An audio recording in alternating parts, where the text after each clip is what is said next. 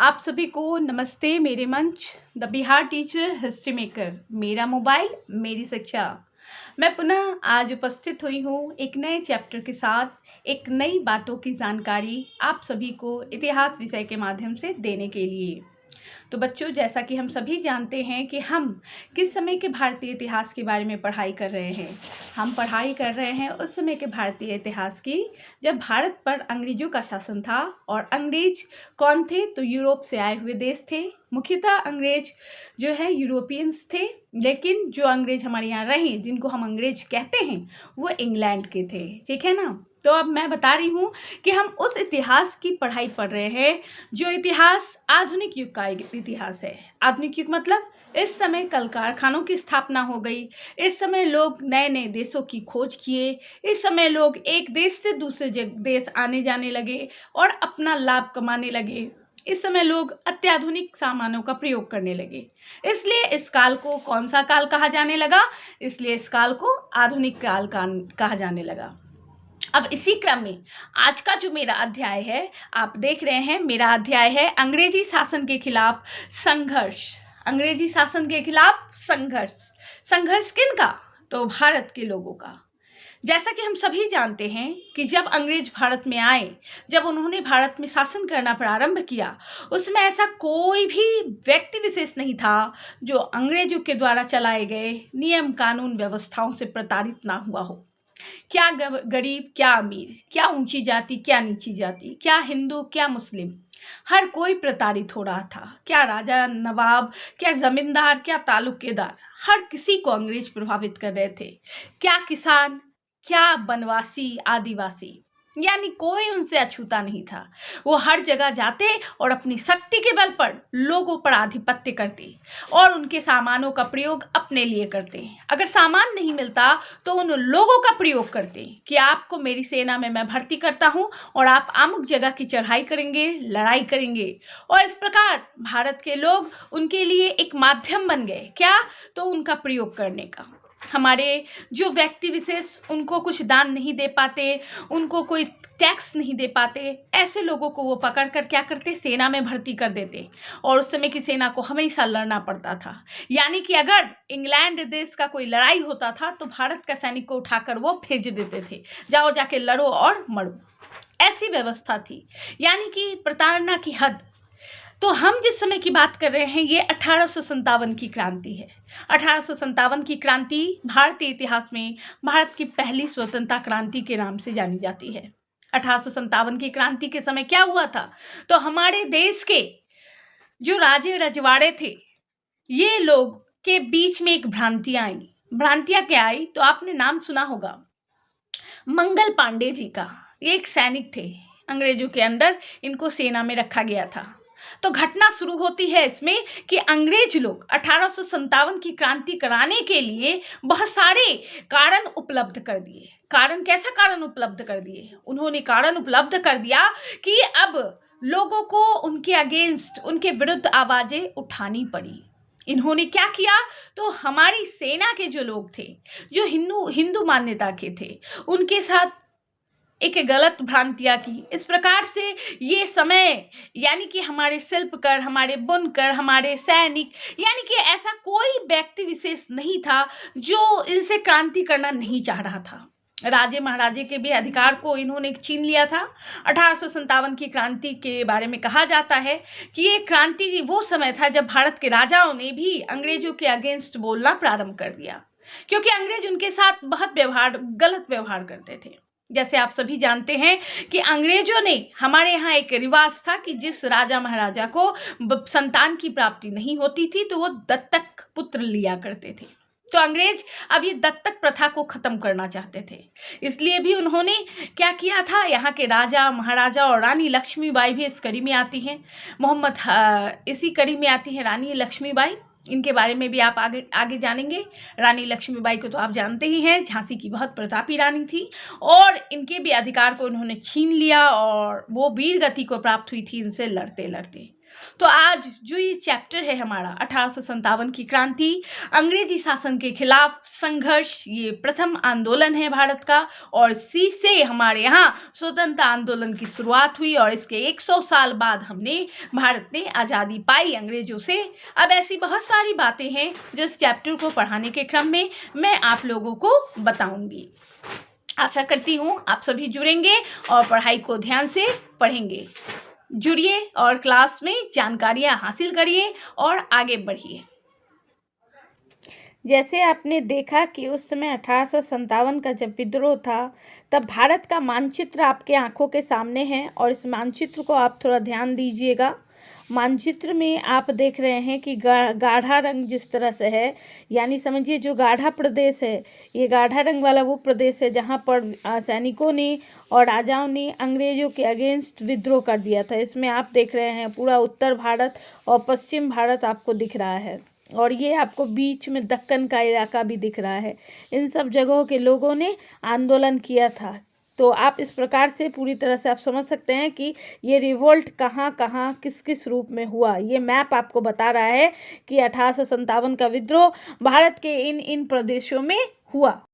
जैसे यहाँ दिया ही हुआ है कि अंग्रेजी सरकार से दुखी सभी लोगों ने 1857 से 1858 में क्या किया, तो एकजुटता स्थापित की और सभी भारतीय एकजुट हो गए और एक संघर्ष के रूप में इन्होंने भारत के लोगों ने मिलकर अंग्रेजों के साथ संघर्ष की। आप यह तो जानते ही हैं कि कोई भी शासक अपने शासन को बनाए रखने के लिए आज भी और पिछले ज़माने में भी क्या करते थे, अपने साथ सेना रखते थे। तो आप समझ सकते हैं कि उस समय क्या हुआ था, सेना ही हमेशा से सर्वोपरि रहा है। तो सेना 1857 में समझ गई थी कि अगर अभी हम विद्रोह करते हैं तो हमारे विद्रोह को राजा नहीं दबा पाएंगे और सारे बागी हो गए। पूरे भारत के एक तरह से सैनिक, इन प्रदेशों के उत्तर और पश्चिम के सैनिक बागी हो गए कि अब हम अपने यहाँ घोड़े को चलने नहीं देंगे। इस प्रकार जब सेना ने अपने हाथों में बागडोर संभाल ली, तब अंग्रेजों को लगा कि हम तो इन्हीं के बदौलत अपना शासन करते थे और यही हमसे अब लड़ रहे हैं, तो हम ज़्यादा दिन तक शासन नहीं कर पाएंगे। इस प्रकार से यह सवाल उठा कि वर्षों तक उनके लिए काम करने वाले भारतीय सैनिक इस समय ऐसे क्यों हो गए। निश्चित रूपेण इसके पीछे सैनिकों के साथ कुछ ज़रूर बुरी बर्तावें हुई थी और जिसके कारण ये सैनिक ऐसे हो गए। इनके कारणों को जानना भी बहुत ज़रूरी है। भारतीय सैनिकों की बहुत शिकायत थी। सैनिक सबसे पहले काम के एवज में कम तनख्वाह पाते थे। दूसरी बात, इन्हें हमेशा सिर झुका के अपने वेतन के लिए उनके सामने खड़ा रहना पड़ता था। चूँकि ये भारत भारतीयों का देश है, तो यहाँ कम पैसे में भारतीय सैनिक मिल जाया करते थे और उनकी हालत बहुत ख़राब हो गई थी। विदेशी सैनिक जो होते थे उनको इनके 10 तिगुना ज़्यादा पैसा मिलता था। इस प्रकार से उन्होंने देखा कि ये तो हमसे आर्थिक स्थिति हमारी खराब कर ही रहे हैं, साथ ही साथ अब धर्म को अपधर्म करने की भी व्यवस्था हो गई। जैसा कि हम सभी जानते हैं कि इस समय एक ऐसी घटना हुई जिसको कार्टिलेज वाली घटना कहते हैं। इसमें क्या हुआ था, इसमें सिपाही लोग, उस समय जो बंदूक आया था तो एक भ्रांति उठी थी कि बंदूक में क्या है, तो गाय का मांस लगा हुआ है। उस कार्टिलेज को जो खोलते हैं तो ऐसा, और इसको लेकर उस समय बनाया गया था वैसा बंदूक। तब लोगों ने, वहाँ के सैनिकों ने इसके एवज में अंग्रेजों के खिलाफ कि हमारे धर्म को भ्रष्ट करेंगे, बगावत कर दी।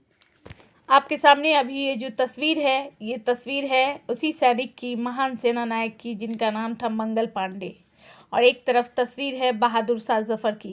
अंग्रेजों ने जब भारत आए थे, भारत में रहे थे तब मुग़ल बादशाह जहांगीर से इन्होंने क्या प्राप्त किया था, अपने देश में व्यापार करने का परमिशन लिया था, लेकिन कि उन्हीं के परपोते को इन्होंने जेल में भी बंद कर दिया था। ये भी बात छुपी हुई नहीं है। हमारा जो इतिहास रहा है कि इसमें करके गलती गया कोई, लेकिन भुगतने वाले बहुत सारे लोग हो गए। तो वही यहाँ हुआ और यहाँ इन्होंने क्या किया था, तो बहादुर शाह जफर को जेल में बंद करके रंगून भेज दिया था, जहाँ बाद में उनकी मृत्यु भी हो गई थी। अभी आप लोगों के सामने जो तस्वीर आ रही है, ये तस्वीर आप देखिए। एक तस्वीर है नाना साहेब की, दूसरी है तात्या टोपे की, तीसरी है रानी लक्ष्मीबाई की और चौथी है बेगम हजरत महल की।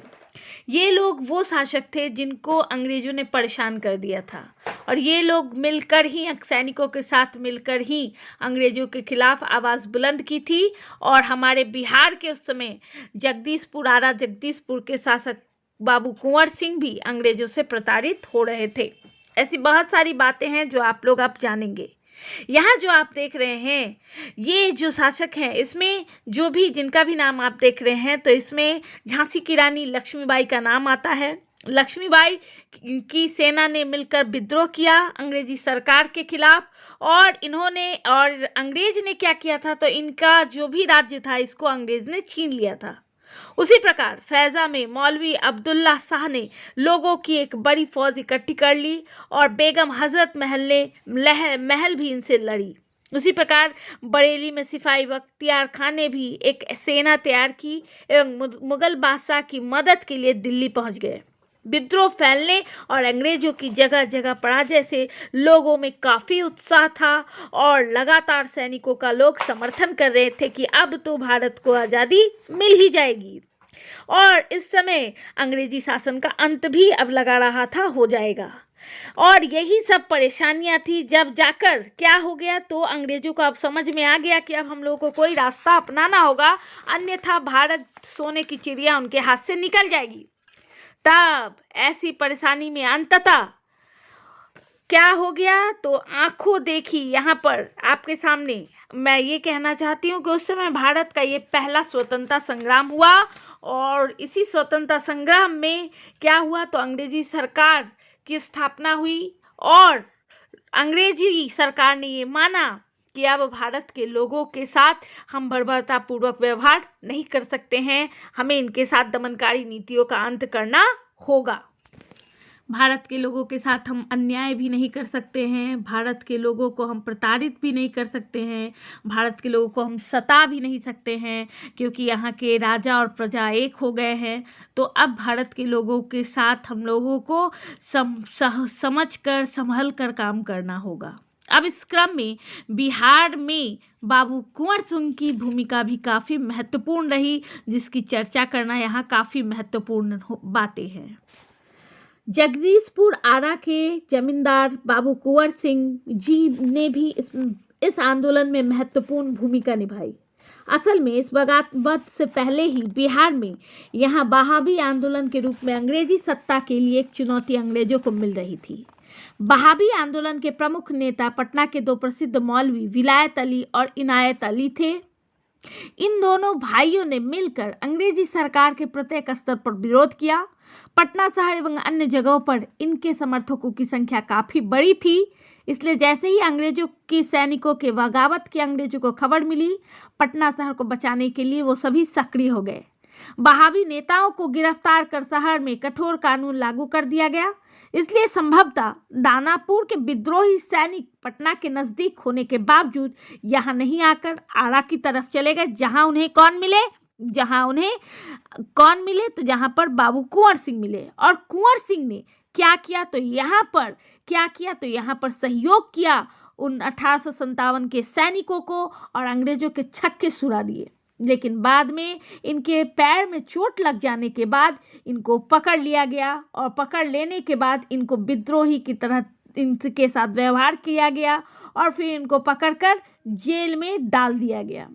अब कुंवर सिंह से क्या सीख मिली, कुंवर सिंह के जीवन से हमें क्या सीख मिलती है, इसके बारे में हम बताते हैं। तो बहावी आंदोलन मुसलमानों के सामाजिक और आर्थिक स्थिति में बदलाव के लिए अरब में अब्दुल बहाव के द्वारा शुरू किया गया आंदोलन था। उन्हीं के नाम पर इस आंदोलन का नाम बहावी आंदोलन पड़ा। भारत में ये बरेली के सैयद मोहम्मद द्वारा शुरू किया गया, और पटना इसका केंद्र था, और इस प्रकार इसमें कुंवर सिंह ने सहयोग किया।